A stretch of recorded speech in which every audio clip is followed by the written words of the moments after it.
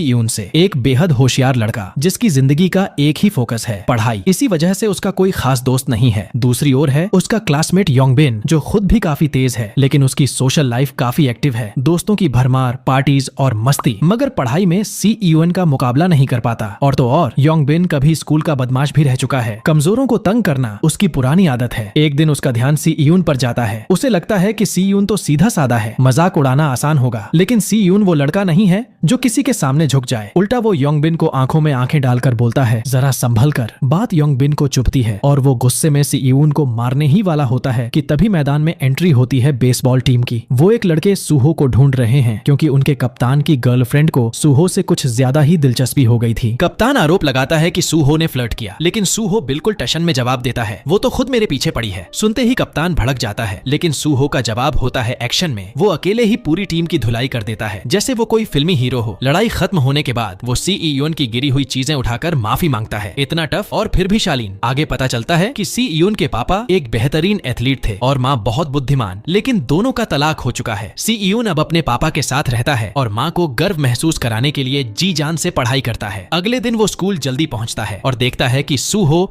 वहीं सो रहा है। उस दिन पीटी क्लास होती है और योंगबिन सी यून की यूनिफॉर्म डस्टबिन में फेंक देता है, जिससे साई यून को क्लास की ड्रेस में ही दौड़ना पड़ता है। यहीं से शुरू होती है असली परेशानी। योंगबिन और उसके दोस्त सी यून की हालत पर हंसते हैं, लेकिन सूहो फिर से सामने आता है और सबको बोलता है, तुम लोग खुद भी कोई एथलीट नहीं हो। और क्योंकि उसकी बॉडी और एटीट्यूड दोनों दमदार हैं, कोई कुछ कह भी नहीं पाता। सी यून को अब यकीन हो जाता है कि यूनिफॉर्म उन्हीं लड़कों ने गायब की है, तो वो सीधा जाकर बोलता है कि बाज आ जाओ। लेकिन योंगबिन का एक दोस्त उसका कॉलर पकड़ लेता है और डराने की कोशिश करता है। सी यून की खास बात यही है कि चाहे हालत कितनी भी टेढ़ी हो, वो नजरें नहीं झुकाता। सौभाग्य से उसी वक्त एक टीचर आ जाते हैं और मामला शांत हो जाता है। कुछ वक्त बाद सी यून अपने कमरे में पढ़ाई में बिजी होता है कि दरवाजे पर दस्तक होती है। दरवाजा खोलता है तो सामने सूहो खड़ा होता है, जो अब एक डिलीवरी बॉय के तौर पर काम कर रहा है और गलती से सी यून के घर पहुंच गया, लेकिन बिना किसी झिझक के अंदर घुस आता है और पानी मांगता है। अगले दिन स्कूल में एक नया स्टूडेंट आता है, बियोम सियोक, जो एक बड़े नेता का बेटा है। पहले ही दिन योंगबिन और उसके दोस्त उसके पास इंप्रेशन जमाने पहुंचते हैं, लेकिन वो सी यून की सीट पर बैठे होते हैं। सी यून आता है और साफ कहता है कि सीट खाली करो। यिन को तो बस मौका चाहिए था सी यून को मारने का, लेकिन फिर से सूहो बीच में आता है और कहता है, चुप रहो, सोने दो मुझे। और सब चुपचाप अपनी जगह लौट जाते हैं। शाम को योंगबिन अपने दोस्तों के साथ डिस्को में पार्टी कर रहा होता है। सी यून का हौसला तोड़ने के लिए अब योंगबिन और उसके दोस्तों ने ठान लिया था कि सिर्फ मजाक उड़ाना या धौंस जमाना काफी नहीं, अब वार करेंगे उसकी सबसे बड़ी ताकत पर, उसकी पढ़ाई पर। उनका नया प्लान था सी यून को ड्रग्स देकर उसका एग्जाम बिगाड़ना, ताकि उसका आत्मविश्वास टूट जाए। इसके लिए योंगबिन ने अपने कजिन से कुछ ड्रग्स मंगवाई और इस गंदे काम में बियोम सियोक को भी शामिल किया। बियोम सियोक पर प्रेशर डालकर